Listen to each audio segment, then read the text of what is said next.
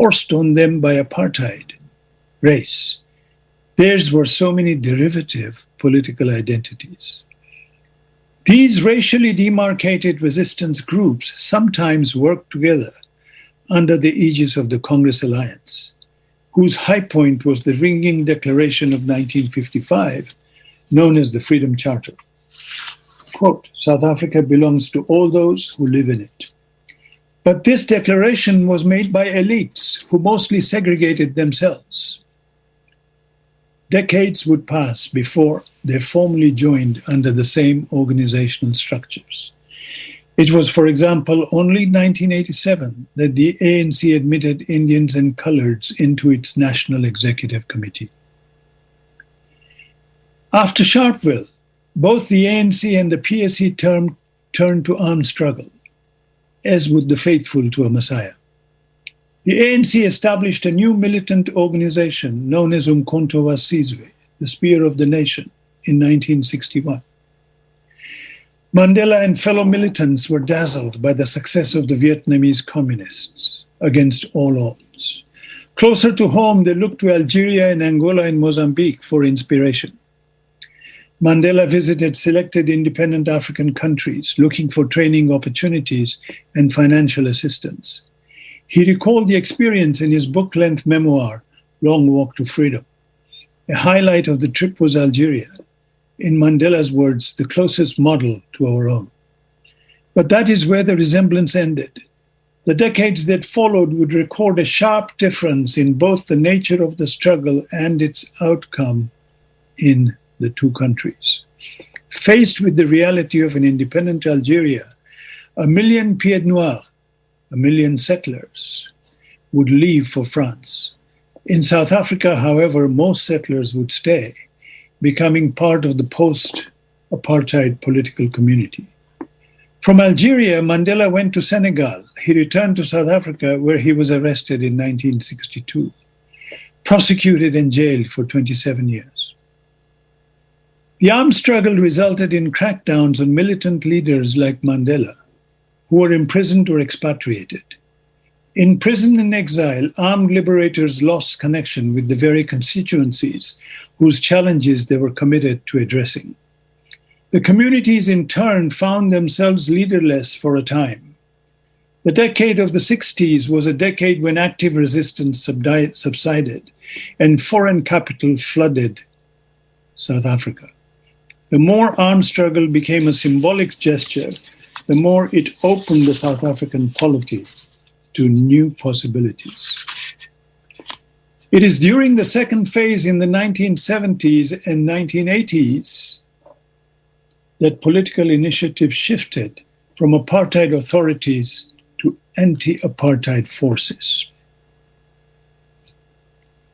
This, the South African moment, was a product of 3 radical changes. The first was the turn from resisting within the terms set by apartheid governance to redefining these terms. Second was a shift from demanding an end to apartheid to providing an alternative to apartheid. Third was a shift from representing the oppressed Black majority to representing the whole people. Over the 2 decades that followed Mandela's trial, there was a sea change in South African politics. The most important force for this change was not the armed struggle, nor exile politics, nor the international boycott movement. That force was provided by student activists of all colors and by migrant and township labor. Students and workers crafted a vision that exploded the narrow confines into which each had been slotted by the architects of apartheid. Standing outside the strictures of workday routines, student agitation recalls the late 19th century Russian middle-class intellectuals who merged with the people. Migrant workers, straddling the urban and the rural, moved between the lash of customary law and the disciplinary hold of civil law, and for that same reason were not fully controlled by either. These groups rejuvenated popular protest and shattered the silence of the 1960s. Despite the obvious differences among them, they made common cause during important actions, beginning with the Durban strikes of 1973. Together, they moved the locus of struggle from exiled professional revolutionaries and imprisoned fighters to the popular strata in South Africa's communities. They brought the struggle back home. They also replaced an abortive guerrilla movement with nonviolent agitation to enormous effect. By acting peacefully, they maintained the moral high ground and distinguished themselves from an obviously violent system of oppression. Although they did not end apartheid on their own, they created the social and political paralysis that forced South Africa's white rulers to capitulate, and in 1990 opened negotiations. The student and worker uprising marked a shift, not only in South Africa, but in the whole paradigm of liberation struggle. Preceding the Intifada that shook occupied Palestine in the 1980s and Eastern Europe's largely non-violent revolutions of that same decade. Student initiatives were instrumental in breaking down color lines.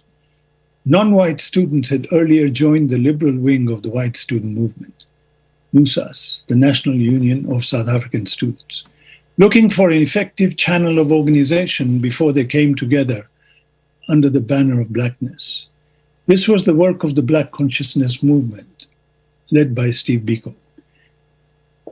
Chafed at the paternalism and hegemony of NUSAS's white organizers, Biko and his comrades struck out on their own. They founded the South African Students' Organization, a group open only to blacks. While this may have seemed like a reinvestment in apartheid, it was anything but that. By blacks, Biko and others promoting black consciousness meant African, Indian, and colored. Black consciousness was a historic rupture with the mindset of apartheid. Black, Biko argued, is not a color. If you're oppressed, you are black.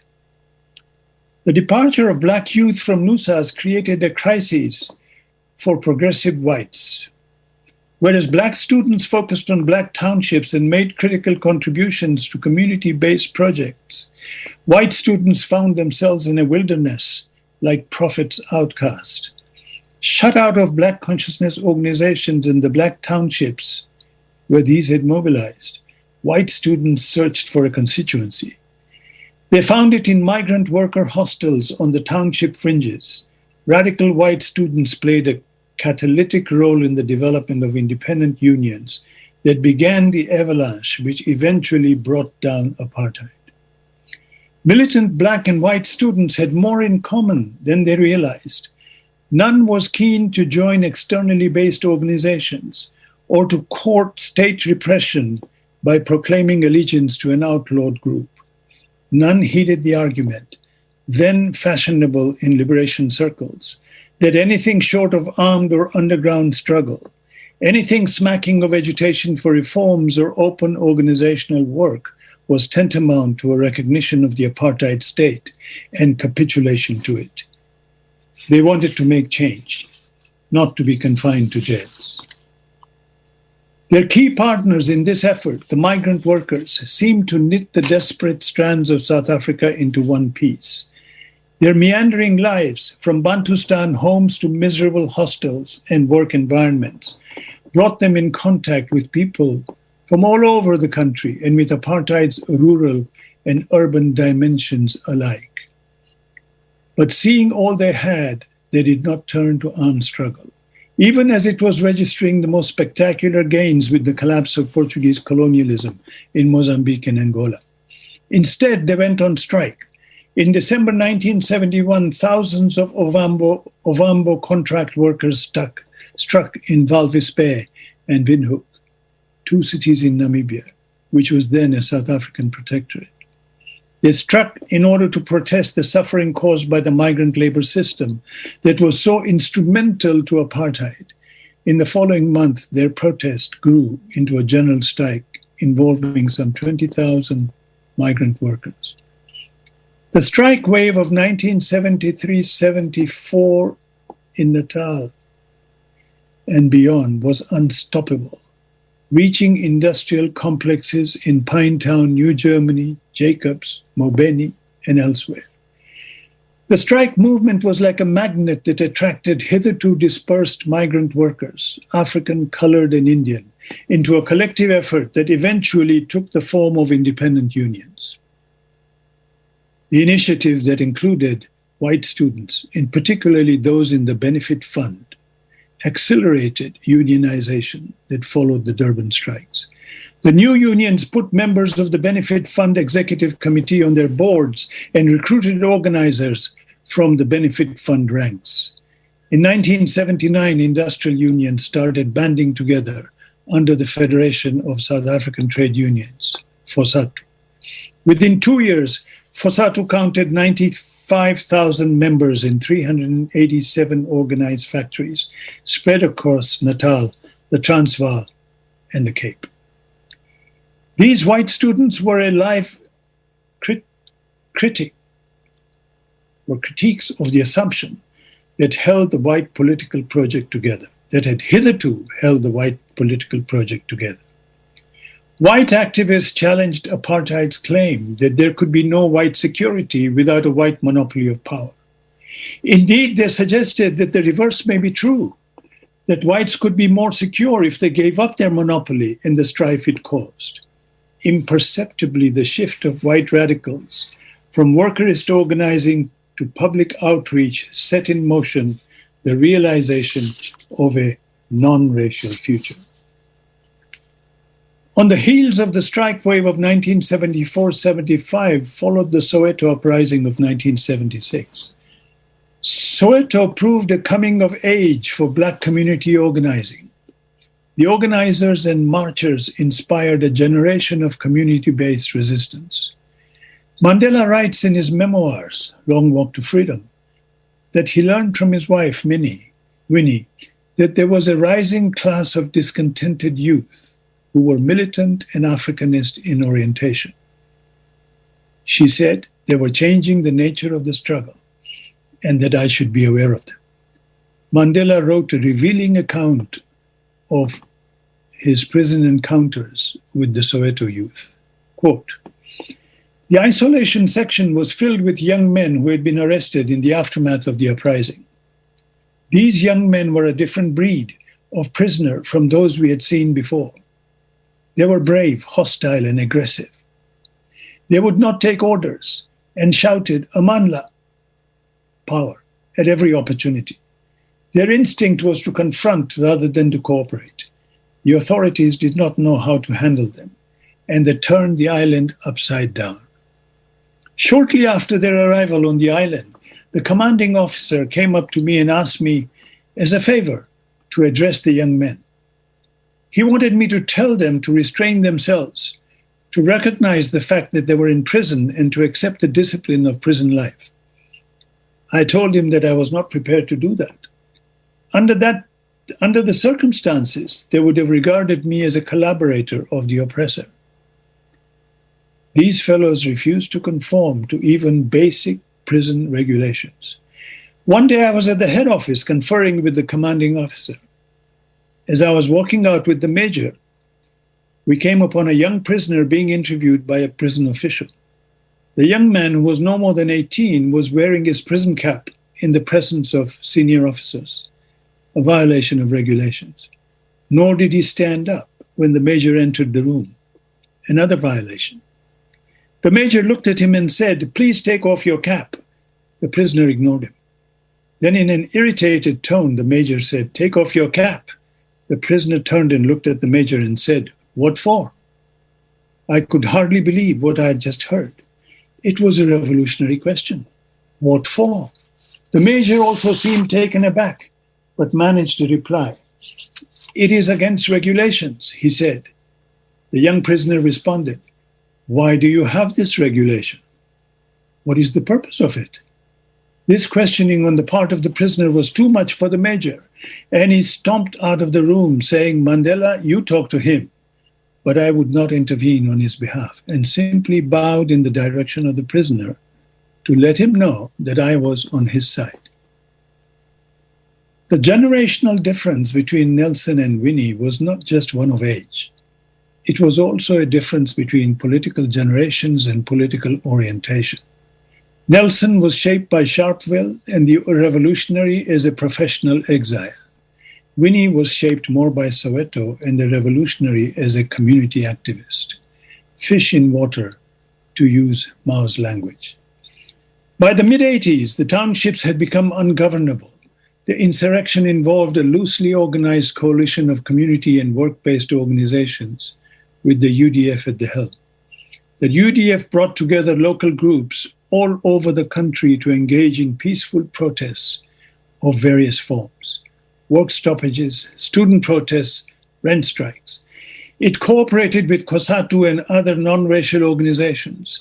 Above all, it was a focal point for a popular movement that was, in any case, very much underway. Why did the apartheid regime begin looking for a negotiating partner? I suggest this was for two reasons. One was the rising wave of popular mobilization that was still relatively decentralized and thus presented a centralized power with opportunities for manipulation. Second was the realization on the part of apartheid power that it was losing the support of important sections of the white intelligentsia, and that if this continued, it would likely erode its own white support base. This was the background to discussions between official representatives and Nelson Mandela on the twin issues of majority rule and minority rights. It is worth pausing and asking why the township uprising of the late 80s led to the negotiated settlement of the early 90s and not to further fissures in an already divided political community. It could have led beyond fragmentation to degeneration and the possible emergence of separate states. Instead, it led to a political reform and the reform and reconstitution of the political community. Part of my intellectual and political project is to understand how and why this was possible. I've already said that unlike Nelson, who had been in jail for the entire generation of the urban uprising, Winnie was very much a product of that uprising, adopting its daring and confrontational attitude. Nelson and the ANC were no longer at the cutting edge of the political struggle. Indeed, their methods had been repudiated. Their legitimacy came less from their leadership than from international approval and Nelson Mandela's celebrity as a political prisoner. It is striking that Mandela had the same notion of majority and minority as did the apartheid government. Both accepted a racialized notion of a black majority and a white minority. Even though Mandela wrote and spoke of a democratic, non-racial South Africa, he had yet to formulate the notion of a democratic, non-racial citizenship. Even so, his politics had clearly evolved. Once he had admired Algeria and Mozambique, where the post-colonial leadership had been uncompromising in its demand for a justice from which most settlers had chosen to flee rather than become citizens of the new state.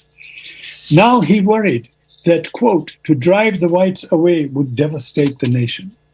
What had changed? When was Mandela's moment of epiphany? Had he come to see Mozambique as Aimé Césaire had experienced Haiti in the 1940s, a warning against letting justice turn into revenge, and thus determined to avoid such an outcome in South Africa? If states like Mozambique highlighted the possibility of justice turning into revenge, Mandela's radical critics would later charge that the post-apartheid transition had not been vengeful enough. Reconciliation seemingly turned into an embrace of evil. Specifically, these critics argued that Mandela erred in focusing exclusively on the question of political equality while ignoring extreme social inequality. Excuse me, just 1 minute.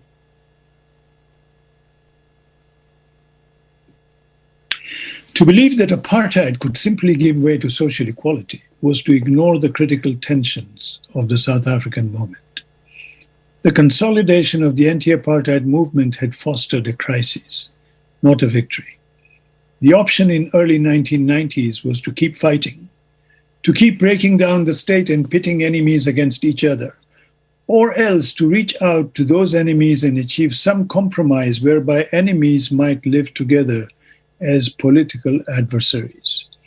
The success of the anti-apartheid movement had been based on such compromises, whereby whites accepted that they would not be in charge, and blacks accepted that whites had something to offer, that their participation would not lead to capitulation to apartheid, but would rather strengthen resistance to it. The vision of a non-racial South Africa was first articulated in Thabo Mbeki's notable speech, "I am an African." It signaled a truly radical move, the creation of a new and inclusive political order as the political meaning of reconciliation. The speech marked the adoption of the new constitution on May 8, 1996, and took on the question of whether yesterday's settlers would be accepted as citizens in the new South Africa, or would they be flushed out of the colony to make way for a racially cleansed independent country, as it happened in Algeria. Mbeki's answer was unequivocal. Quote, "I am fond of the migrants who left Europe to find a new home on our native land. Whatever their actions, they remain still part of me. I am the grandchild who lays fresh flowers on the Boer graves at St. Helena in the Bahamas, who sees in the mind's eye and suffers the suffering of a simple peasant folk, death, concentration camps, destroyed homesteads, a dream in ruins. I am in Africa." The concentration camps Mbeki referred to were built by the British to house Boer prisoners during the Second World War, when the British conquered their fellow whites and took their colonies. Mbeki was announcing a transformative revision of history in which it was not only Africans who were colonized by the British and the Boers, but also the Boers. He was challenging South Africans to reimagine political identity, to see that political identity could be reimagined because it's a product of histories, not of nature or biology. If whites too could be colonized Africans, then they could be citizens of the post-colonial state. This did not entail blindness to the stark problem of social inequality. In another speech 2 years later, titled Two Nations, and given at the opening of the National Assembly debate on reconciliation and nation building, Mbeki spoke to, quote, "the difficult but inevitable challenges posed by white class privilege." Some on the left welcomed the speech for addressing so much unfinished business. Others dismissed it as a rhetorical gesture that had come too late. But this view unrealistically assumes that more could have been said or done earlier. And it is not at all clear that the most hardline anti-apartheid activists had something better to offer. The Pan-Africanist Congress rejected compromise under the slogan, "One settler, one bullet."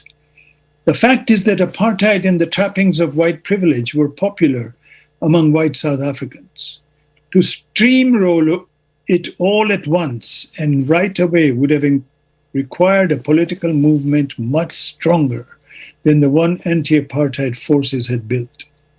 The National Party, the party of apartheid, had come to power in the whites-only House of Assembly through elections in 1948 and was returned to power in every election thereafter for the next 40 plus years. As the anti-apartheid movement gained momentum in the 1970s, the National Party gained in public support. What is more, the process leading to the dissolution of political and juridical apartheid involved a whites-only referendum. It was essential that a majority of the white population authorize its government to negotiate with representatives of the black majority. An uncompromising push for social justice may well have swung the white referendum in the direction of the rejectionists, who were gaining power as apartheid came to a close. The pro-apartheid Conservative Party gained seats at the National Party's expense in the late 1980s, emerging as the official opposition. There was a real risk that organizations like AWB, a separatist white supremacist outfit, would sway hearts and minds. Even liberal intellectuals stoked the fear of whites. For instance, the journalist Rian Malan's 1990 book, My Traitor's Heart, won big sales numbers and widespread admiration, with a detailed investigation of what the pro-apartheid press called black-on-black violence. The descendant of a former South African state president who considered himself a liberal, Malan wrestled with his family's contribution to apartheid, even as he narrated the story of the Hammerman. The Hammerman was a big Zulu who wielded a heavy hammer with which he smashed the skulls of his black victims for gains which were often puny. If they can do this to their own, Malan was asking his white brethren and sisters, I guess, what will they do to us given half a chance? If the demand is that at the end of apartheid, the end of apartheid should have delivered social justice, then it ignores the political context of the transition. The political prerequisite for attaining social justice would have been a revolution. But this was not attainable given the balance of forces. There was instead a stalemate between forces supporting and opposing apartheid, which was broken through a compromise agreement. But if instead the demand is that social justice should have figured prominently on the agenda for a post-apartheid South Africa, then the critique is rightly placed. There was a lot more to achieve after the transition. CODESA maintained the integrity of property accumulated by whites during the apartheid era, while the TRC defended that choice by describing apartheid not as a system in which racialized power disenfranchised and dispossessed a racialized majority, but as a set of human rights violations carried out by a tiny minority of individual perpetrators. What happened in South Africa should be seen not as a social revolution stymied, but as the most far-reaching and far-sighted transition to political independence in the colonial world. If we focus too much on the missed opportunity for social justice, then we will blind ourselves to the revolution that did take place, the political revolution. To grasp this, we need to move from the language of social justice to the language of decolonization. The anti-apartheid struggle is a radical attempt to imagine a post-colonial political community that is neither a return to the imagined pre-colonial nation nor a continuation of the colonial condition. Rather, the post-apartheid political community attempts to recognize and reckon with the changes wrought by colonialism. In the end, white fear did not carry the day. Why? Because important sections of the liberation movement had learned to think in holistic terms. They told anyone who would listen, and these numbers grew over time, that the struggle was not against settlers, but settler power. Without a state legally underwriting settler privileges, settlers would become ordinary immigrants. This was the heart of the South African moment. Redefining the enemy as not settlers, but as the settler state. Not whites, but white power. By doing so, South Africa's liberation movements eased whites into the idea of a non-racial democracy. Now, there are two versions of this story. One is the story told by the TRC in its multi-volume report. The other is the story told by the political negotiations we know as CODESA. Established in 1995, the TRC was guided by the dictum that perpetrators who acknowledge the past, that is truth, be forgiven their crimes. The result was the most famous but least constructive mechanism of the post-apartheid transition, truth and reconciliation. Truth and reconciliation resembled Nuremberg in many ways. Although Nuremberg prioritized prosecution and the TRC reconciliation, both had a neoliberal orientation. locating guilt in the individual rather than the forces wielding state power. The TRC reduced the work of political systems to the work of individuals, as Nuremberg had. The TRC transformed the political violence of apartheid into criminal violence per the Nuremberg-inspired human rights regime. The results were perverse. The TRC ignored millions of victims of ethnic cleansing, displaced from their homes into Bantustans, and millions of political prisoners. Hundreds of thousands of political prisoners. Instead, the Commission catalogued just 20,000 individual victims. Without even saying so, the TRC absolved apartheid's white constituency by putting all responsibility on individual perpetrators. The amnesty the TRC provided was less for perpetrators in exchange for guilty pleas than for apartheid's supporters and beneficiaries.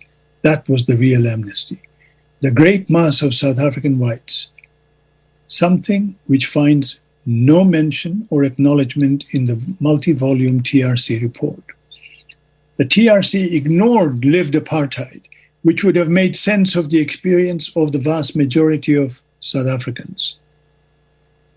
Whites who, no matter their political views, got to hold good jobs, earn good money, go to schools, speak their minds, travel when and where they wished, vote their conscience, and benefit from due process. And blacks who got none of these things. The amnesty beneficiaries received was by omission. By setting aside the quotidian violence and violations of apartheid, the TRC omitted apartheid's political agenda, which was daily affected every dimension of life. The TRC focused on violence as excess, not as norm. Only acts of individuals that went beyond even the terror and deprivation of legalized, beyond even the terror and deprivation legalized by apartheid. Only these acts were considered, never the violence organized by the state in the interest of beneficiaries. Because it ignored so much, the TRC was unable to achieve even that which Nuremberg did, compiling a comprehensive record of the atrocities committed by the regime in power. The TRC should therefore be seen as a special court within the framework of apartheid law. It held individuals accountable for violence that infringed apartheid law, but did not hold individual state agencies or constituencies to account for violence that was enabled by apartheid law. In doing so, it upheld both apartheid laws themselves and apartheid as an expression of the rule of law. The white majority that supported apartheid was thus left not only indemnified by the TRC, it was vindicated. The TRC has so thoroughly outstripped CODESA in the imagination of the global public that it is now widely assumed that this exchange was the heart of the post-apartheid transition. Of course, this was not the case. The key to the post-apartheid transition was not an exchange of amnesty for truth, but of amnesty for reform, the dismantling of juridical apartheid and the introduction of majoritarian politics. In the course of the struggle against apartheid, South Africans did something remarkable. They tried, though with incomplete success, to destroy the settler and the native by reconfiguring both as survivors. CODESA responded to apartheid by imagining a new political community in which enemies would become adversaries. Its response to extreme violence defied the logic of Nuremberg, the logic of separating perpetrators from victims, punishing the perpetrators, and creating separate spheres in which the two could live without harming each other in an ongoing cycle of violence. By thinking of extreme violence as a political rather than a criminal act, South Africans were able to shift focus from individual transgressions of law to the issues that drove the violence and the needs of the people who survived it. Instead of going to court, they sat around conference table.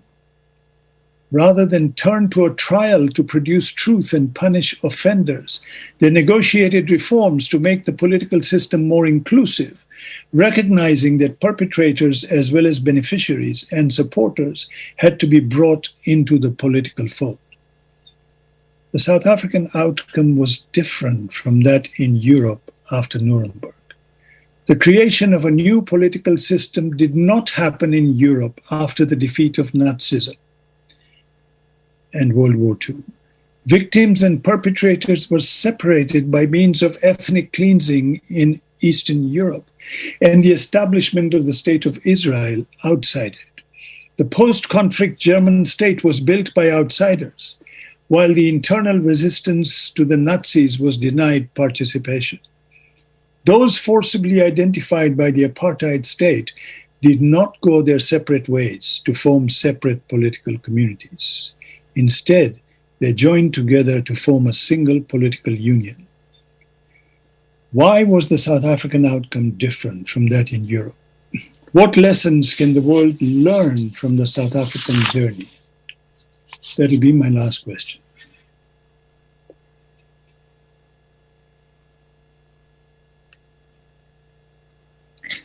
The first lesson is that every political identity is historical, not permanent. It's not biological. Activists overcame differences of race imposed on them, differences which marked them as African, colored, Indian, and white, to join in a single cause of breaking down apartheid. Afrikaners, once champions of apartheid, became part of the movement against it. These groups had been formed under colonialism as distinct and often rivalrous, their interests said to be naturally divergent. In response to apartheid, these people learned to think anew their political relation to each other, not as others or rivals, but as equals in law.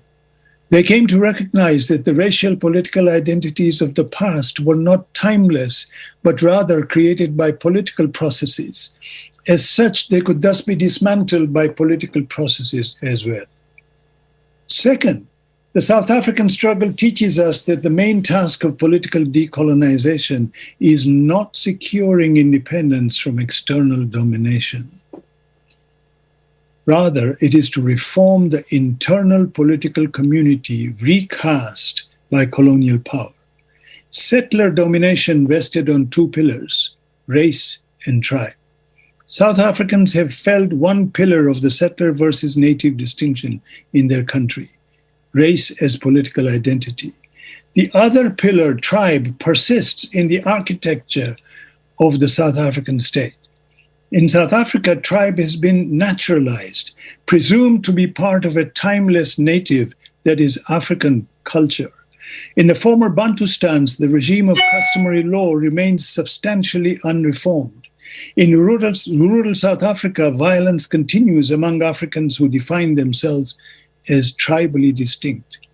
Africans are still denied rights under the customary regime should they live in the wrong tribal homeland. In urban South Africa, Africans and other persons of colors seen as tribal strangers and thus intruders are periodically the target of what is called xenophobic violence. South Africa's story tells us much about how a society can go about decolonizing it, but it also speaks to the enormous challenge of that worthy project. If the transition has truly and unequivocally failed in any respect, it is in terms of detribalization. The transition succeeded in reforming the central state organized around race as a political identity. But it did not reform the local state organized around tribe as a political identity. The alliance of settlers and customary authorities scored key victories at Codesa, with recognition of the Zulu monarchy and of indigenous and customary law and the implementation of the Local Government Transition Act of 1993. This alliance also gained from the entrenchment of private property in the post-apartheid constitution, an entrenchment that presumes tribal identity. Under the post-apartheid system, land rights within the former Bantustans are inherited from colonial customary law, which allows only members of the political community to own, only tribal members of the political community to own property. That means adult men in the former Bantustans can own land, but youth, women, and strangers, any African considered not indigenous, cannot. Though the Constitution abolished Bantustans as a political structure, it sanctioned apartheid-created customary law, the same law apartheid incorporated. Any African, man or woman, has the right to own land outside the former Bantustans. Maintaining customary law within those spaces legitimizes tribe as a category of identity. In other words, anyone can own property outside the Bantustans, but not anyone can own it inside the Bantustans. You have to belong to the indigenous tribe in the Bantustan. It is no surprise then that the extreme violence of the post-apartheid era has had tribal rather than racial targets. Acts of xenophobic violence in South Africa have been recurrent since 1994, starting with the attacks against undocumented African migrants in Alexandra Township. May 2008 saw a larger outbreak of the same in the province of Gauteng and then in Durban and Cape Town. After Zulu King Goodwill Zwelithini's March 21, 2015 declaration that foreigners should go back to their home countries because they were enriching themselves at the expense of ordinary South Africans, thousands were evicted and dozens were killed in the process. In sum, there is much to be said for critiques of the South African transition. It omitted social justice, and it failed to address fully half the political architecture of apartheid, tribal power resting on the claim to political identity. There has been no attempt to historicize tribe. Instead, it has been made to seem a natural part of African lives. But if the South African movement did not challenge tribal political identity, it did challenge racial identity, and in doing so showed that political identities are not permanent. Biko could weld together walled identities, African, colored, Indian, into a single coalition, Black. Afrikaners could transform from junior partners in implementing apartheid to members of the coalition to dismantle it. Thus, the anti-apartheid movement could embrace that partnership when it redefined its political enemy from whites to white power, from a government of whites to a form of the state that reproduces white privilege. Let me close. We live in an era of civil wars and genocide, mainly in former colonial countries. This extreme violence has marked more the period after independence, less the colonial era. The poor have not risen up against the rich. The lines of division are political rather than social. On one side are those who claim the independent state as the patrimony of the nation. On the other side are those who are excluded. While this violence exploded after independence in Sudan, Rwanda, Congo, Somalia, Angola, Mozambique, Algeria, its genesis lay in the colonial period. To recognize this is to deepen our understanding of the political challenge at independence. It is to acknowledge that the political effect of colonialism was not limited to the loss of external independence. More importantly, colonial governance drew borders inside the colonies. These boundaries separated races and created homelands, separate homelands for each ethnic group, turning these groups into administratively demarcated tribes. Writers on African affairs often bemoan the artificial nature of boundaries drawn by colonial powers. Artificial in that they cut across cultural communities.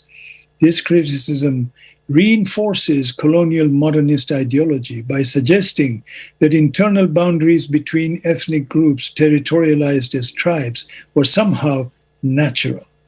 Yet the ethnic nations these writers cherished did not necessarily exist as territorialized groups, territorialized political groups before colonialism. Politicized ethnic communities were created by colonizers, drawing lines between culturally distinct peoples, confining each to a homeland and subjecting them to law said to be customary. The tribal governance that activists seek to protect reflects the politicization of cultural identity. These are not the political communities of pre-colonial times. The challenge facing anti-colonialists then is to reimagine political community without colonial categories and reform polities on this basis. This is the challenge of decolonizing the political, stripping away race or tribe as the nation, as a locus of political identification and commitment. My principal objective has been to elucidate this challenge. Thank you.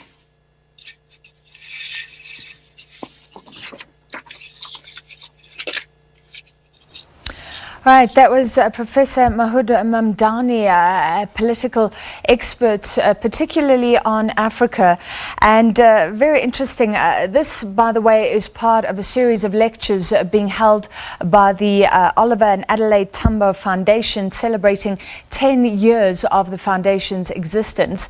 A history lesson there, looking at sort of the change that occurred after Mandela's trial in South Africa, and often it's been said that the international resistance to apartheid was so important. He highlighted the resistance there from workers and from students, and how things shifted, and then looked at the transition, how it was very different to what happened after Nazi Germany, for example, where perpetrators were brought to book.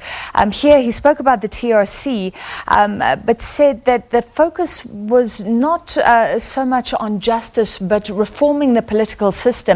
And maybe there were some oversights there, saying not looking at what white South Africans did, what they were culpable in, rather the TRC focusing on a few individuals. Very interesting perspectives there.